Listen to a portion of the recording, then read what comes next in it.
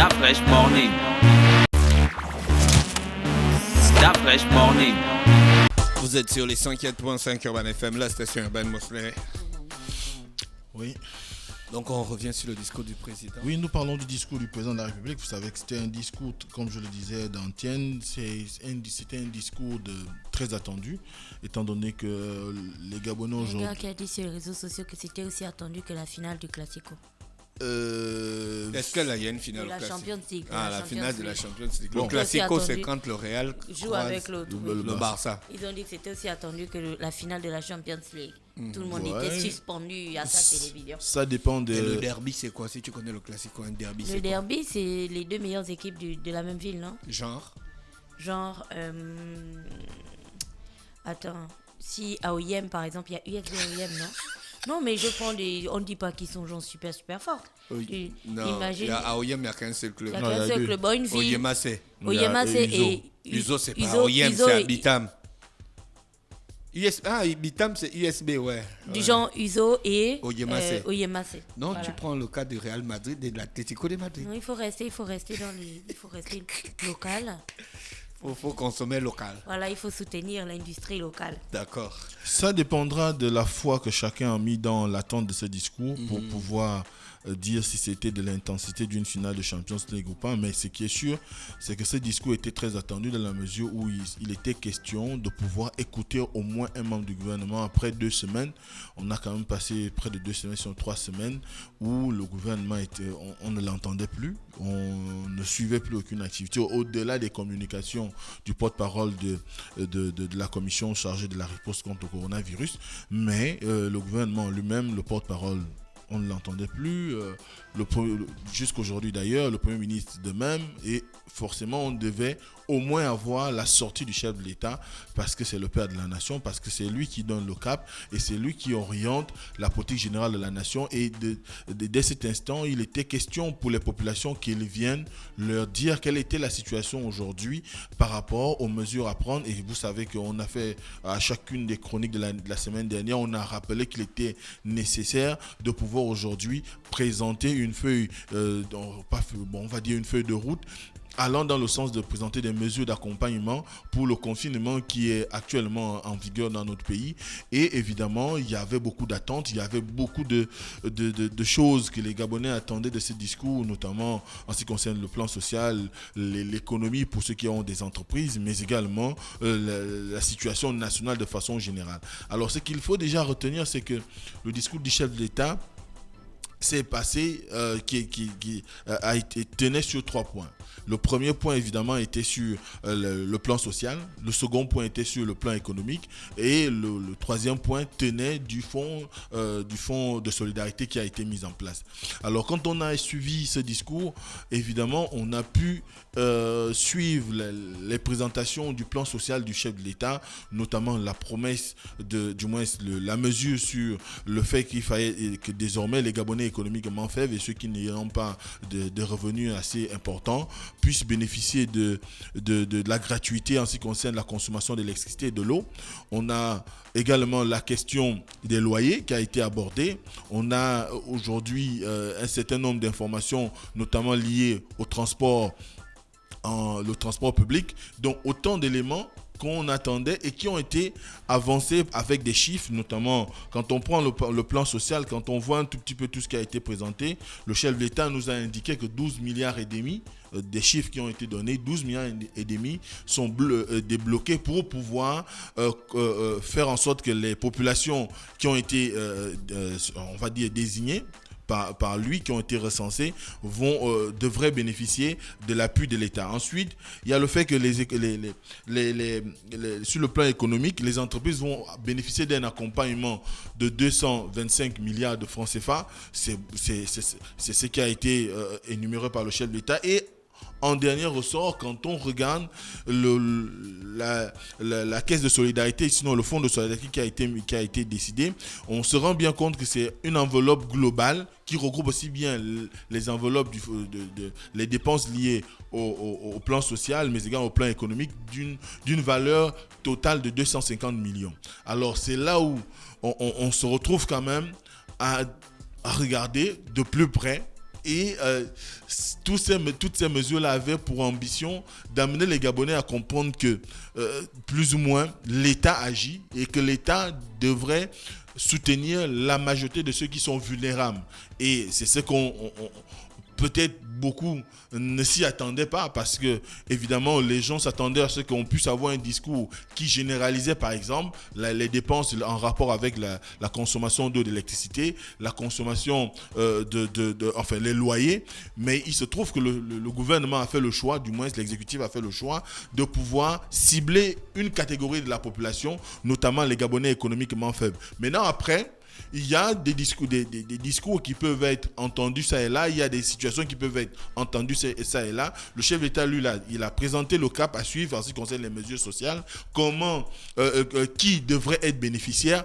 Maintenant, il a laissé la latitude au gouvernement de pouvoir fixer les modalités qui permettraient à ce qu'on puisse arriver à recenser correctement ces Gabonais économiquement faibles ou ceux qui sont déjà connus. Parce que vous savez que dans notre pays, nous disposons quand même d'un fichier CNAMJS des Gabonais économiquement faibles. Nous disposons également d'un fichier au niveau de la SG pour les compteurs sociaux et même des personnes qui bénéficient on va dire, de l'assistance de l'État pour la consommation d'eau et d'électricité. Donc ça sous-entend que derrière, il y a quand même des pistes de solutions qui peuvent être trouvées. Maintenant, la question qui est celle aujourd'hui que beaucoup se posent, c'est celle de savoir, oui, le chef de l'État a ciblé les Gabonais économiquement faibles, mais très souvent, il y a quand même un problème. Chaque année, il y a quand même une nouvelle catégorie de personnes, il y a une augmentation de cette population. Est-ce que le gouvernement, ça ne concerne plus le chef d'État? Chaque année, il y a une augmentation ou il y a une baisse? Forcément, est-ce qu'ils ont les chiffres, les gars, qui disent que chaque année, il y a une augmentation des Gabonais économiques? Ils peuvent dire qu'il y a une... Géna avait parlé Géna avait fait un petit clin d'œil civique ici, dans lequel il disait qu'il y a des gens qui se font passer pour des économiquement faibles, alors que dans le fond, ils ne le sont pas. Oui, parce qu'il y avait les magouilles à la CNAMJS. Oui, c'est pourquoi je parle d'augmentation. Maintenant, après, qu'est-ce qui provoque cela? C'est aux institutions chargées de ces questions-là de pouvoir déterminer qui est économiquement faible ou pas. Mais on sait que chaque année, il y a des nouvelles enregistrements au niveau de la CNAMJS. Par exemple, en début d'année, on a eu une campagne qui a été lancée pour pouvoir... Mais les enregistrements, ce n'est pas seulement pour les Gabonais économiquement faibles. C'est pour s'inscrire à la CNAMJS. Actuellement, si. Non, il y a deux différents types. Il y a des enregistrements pour les employés du secteur privé, il y en a même 3. Ouais. Les enregistrements pour les employés du secteur public et les enregistrements des Gabonais économiquement faibles. Voilà. Tout en retenant que les deux premières catégories, mais tout le monde ne s'enregistre pas de la même manière. Voilà. Les 2 premières catégories paient pour soutenir la 3e. La 3e catégorie, exactement. Donc, dès cet instant, c'est ce qui aujourd'hui fait que, à un moment donné, les gens se posent la question de savoir ce qui pourrait se révéler aujourd'hui comme des Gabonais économiquement faibles, peut-être qui ont été victimes d'un licenciement ou qui sont en situation de chômage.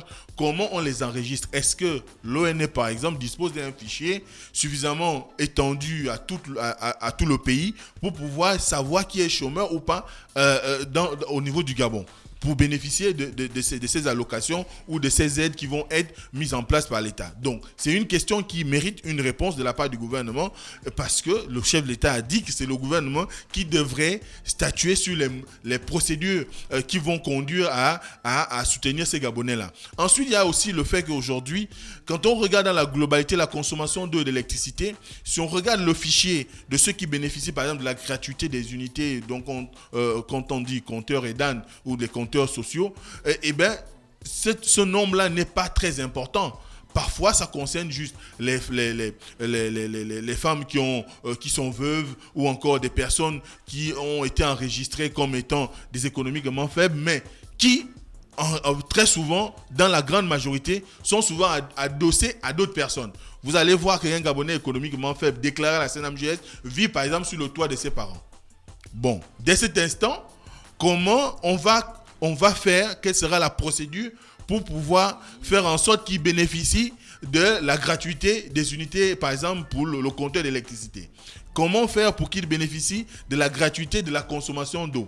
Donc, c'est autant de questions que les gens se posent aujourd'hui, et ce qui fait qu'à un moment donné... Mais c'est le gouvernement qui doit répondre à ça. Oui, Ils vont mettre en place des trucs, on appelle ça comment?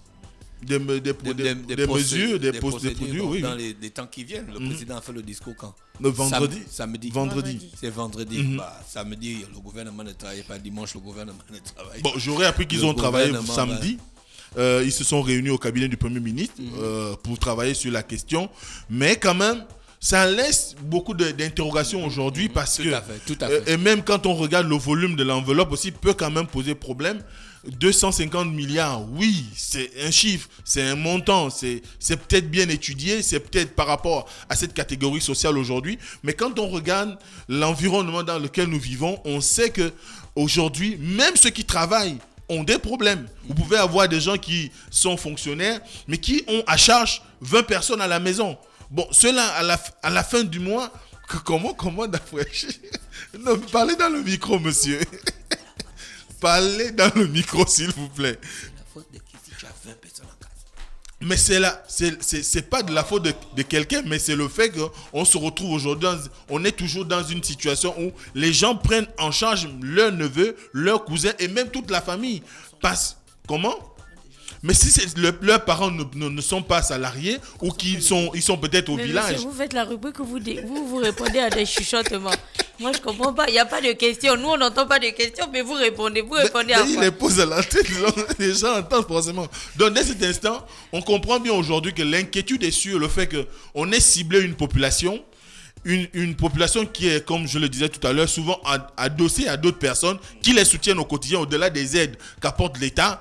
Et la capacité à pouvoir les quantifier reste quand même à déterminer parce que très souvent, dans la population gabonaise, on ne sait pas exactement qui est économiquement faible ou pas avec les cas de tricherie dont tu parlais, que Gina a eu à mettre au jour dans une de ses chroniques. Ça sous-entend que quand même, on pourrait arriver dans une situation difficile qui ferait que même ceux qui ne sont pas économiquement faibles, mais comme ils bénéficient d'un certain nombre d'entrées chez X ou Y, ce sont ceux-là qui vont bénéficier de ces avantages. Est-ce que le gouvernement a déjà commencé à faire ses communications? Non. Est-ce que le gouvernement a déjà communiqué sur ces analyses de toutes les... Mais pourquoi tu te précipites? Mais c'est pas moi qui me précipite, si c'est toi qui te précipites. Je présente le contexte des interrogations des populations, de l'opinion, après le discours du chef de l'État.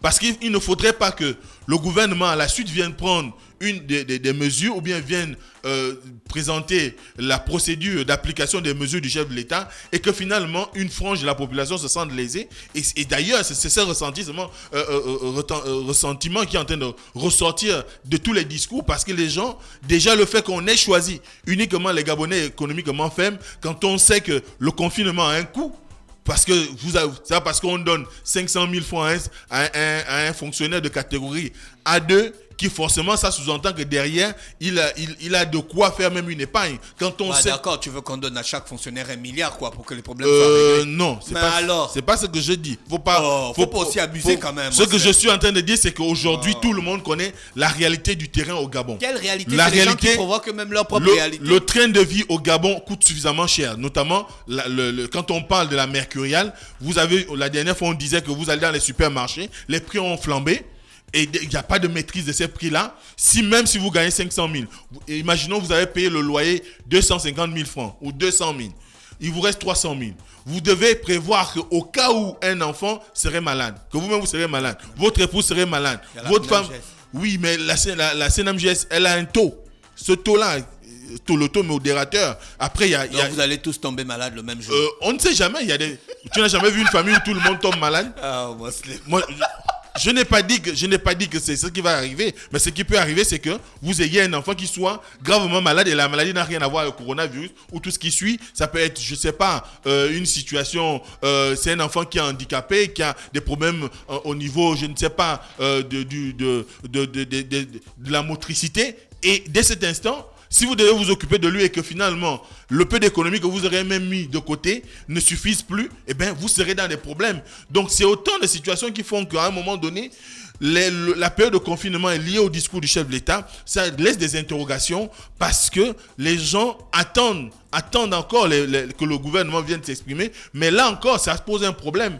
Parce qu'on ne peut pas comprendre que le chef de l'État a parlé le vendredi. Jusqu'à lundi, nous sommes presque à 10h. Il n'y a pas de communication de la part du gouvernement. Parce qu'en réalité, avant que le chef de l'État ne vienne faire son discours, il y a déjà tout a été étudié, tout a été plus ou moins pensé. Il ne vient que rendre public ce qu'on a déjà eu à réfléchir au niveau de l'exécutif. Mais ce qui se passe actuellement, c'est que nous en sommes encore à une situation où le Premier ministre, c'est maintenant qu'il décide de réunir le cabinet pour pouvoir étudier la situation. On aurait dû le faire avant que le chef de l'État ne s'exprime pour qu'à la suite du discours du chef de l'État, le soir même, ou le lendemain, le Premier ministre prenne la parole ou le porte-parole du gouvernement prenne la parole pour indiquer aux populations quelle est la marche à suivre pour aller vers l'application des mesures prises par le chef de l'État. Mais jusque-là, nous sommes en attente et ça crée un problème et les gens sont en train de...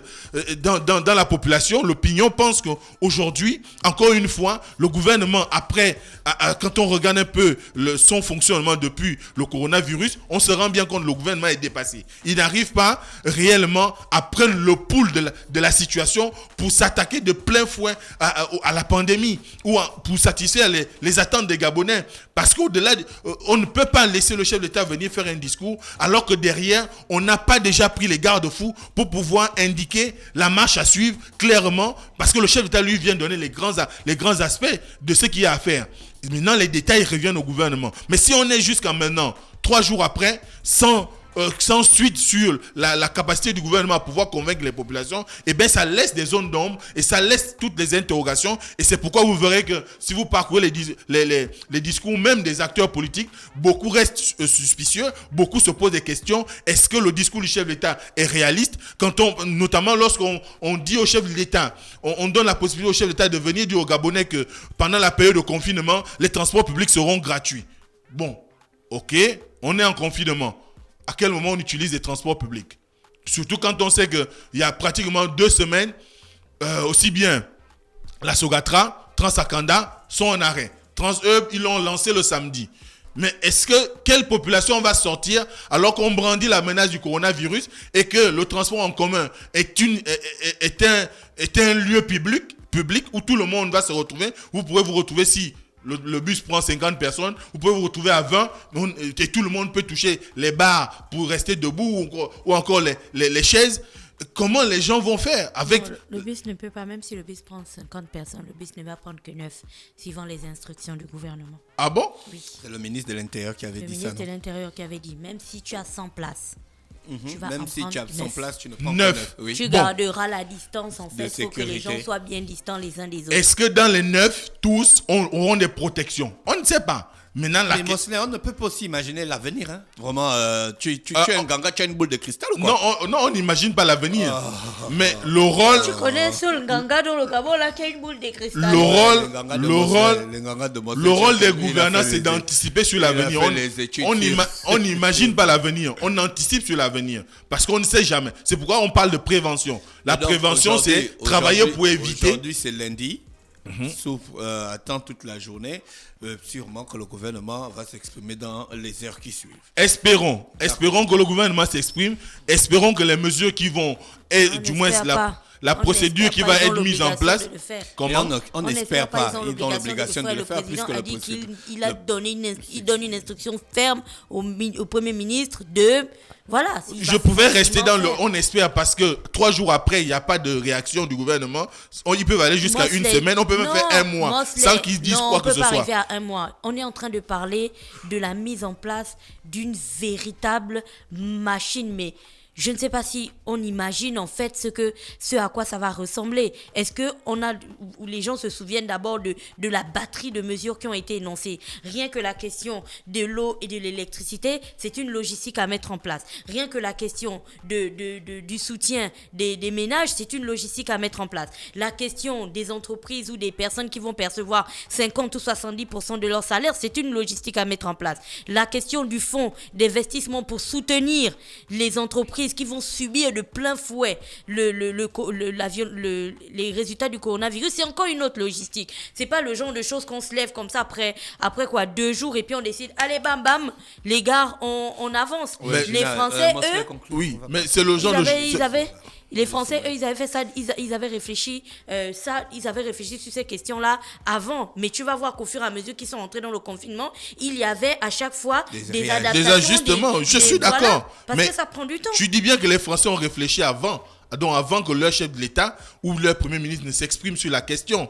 Non, mais nous, il était déjà dedans depuis. Nous, on va il n'avait pas annoncé les mesures d'accompagnement. Mais nous, on va réfléchir après, ce qui est quand même un problème. Mais n'empêche, et même le fonds de solidarité qui est mis en place aujourd'hui, il faudrait que le gouvernement fasse montre de pédagogie pour expliquer qui sont les cotisants. Est-ce qu'il s'agit des fonctionnaires? Parce que ce qui passe maintenant dans l'opinion, c'est qu'on va ponctionner les salaires de base des fonctionnaires. Il faut qu'on ait... C'est ce qui a été dit. C'est ce que les gens comprennent. Mais comment quand on parle de solidarité? Toi, tu parles avec quel genre de gens?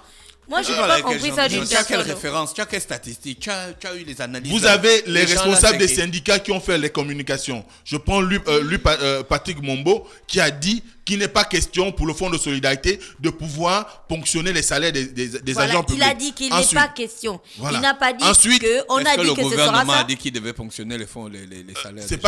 C'est pas le gouvernement. Le chef de l'État a dit que tout le monde devrait contribuer. Maintenant, après, quel est le degré de contribution? Est-ce que ce sera au niveau de ceux qui sont en activité? Est-ce que ce sera des dons? On attend. L'année, cela n'a pas été précisé. Parce que c'est aussi la même chose qu'a partagé le président du syndicat des régies financières, parce qu'il estime qu'aujourd'hui, à la lumière de ce qui se passe, même le fonds qui a été mis en place, 250 milliards, pour lui, c'est insuffisant. Étant donné qu'on lui donne combien ça? Non, il aurait souhaité même qu'on n'appelle pas à la solidarité nationale, qu'on fasse une chose simple. Il y a eu des perquisitions récemment dans des domiciles des personnes qui sont en situation où on les a accusés de détournement de deniers publics et de concussion, et que cet argent-là aurait pu servir à pouvoir financer ce fonds-là, au lieu d'appeler à la solidarité nationale, ce qui traduirait selon lui... Qui a dit ça? Le président du syndicat des régies financières. Le président du syndicat des régies financières? Oui. C'est qui ça? Osiala, monsieur Osiala. Donc, dès cet instant, on est dans une posture où il y a tellement d'interrogations, comme le dit Dafresh, on va attendre, on va patienter encore cette journée ou encore dans la semaine pour voir quelles seront les indications du gouvernement par rapport au discours du chef de l'État. Merci, monsieur. On a René Ruth avec l'horoscope des auditeurs. René Ruth, bonjour. Dafresh Morning.